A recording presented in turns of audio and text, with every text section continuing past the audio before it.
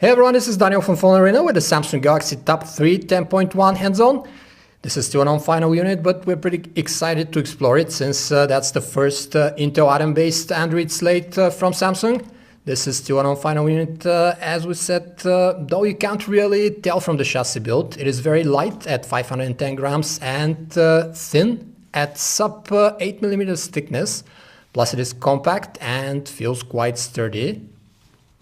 Though a 10-incher is supposed to be held in landscape mode, here the side bezel is thinner than the top where the Samsung logo is, or the bottom, which houses the physical home key and the capacitive navigational keys.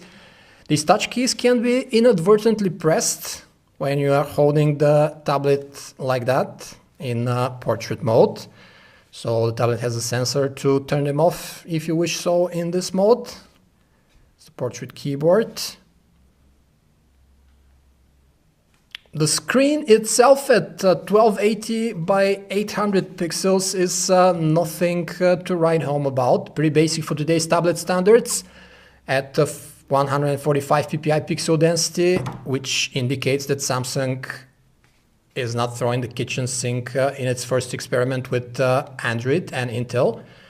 It displays decent colors and good viewing angles. And also, the only gripe we have about it is the comparatively low resolution. Well, it depends on the price. If this thing lands at rock bottom prices, then all our complaining bets are off. We've got TouchWiz Nature UX on the tablet with some of the gestures and eye tracking features that we have in the flagship Samsung Galaxy S4, like Smart Screen, for example, but not all of them. Of course, the big story about the Samsung Galaxy Tab 3 10.1 is that Android here is powered by an Intel processor, not the usual ARM clone.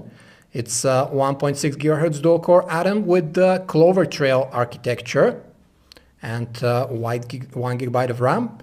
We get this 3 megapixel camera on the back, plus a 1.3 megapixel front shooter.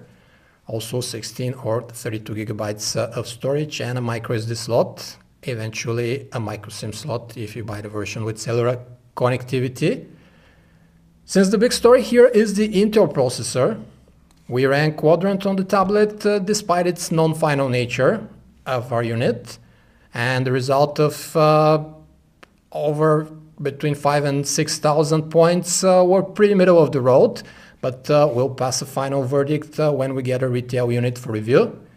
For now, it seems like a decent, thin and light Android tablet and doesn't feel underpowered in the interface or while running apps. This was a hands-on of the Samsung Galaxy Tab 3 10.1 from Phone Arena. For more information about this and other tablets, you can visit us at phonearena.com.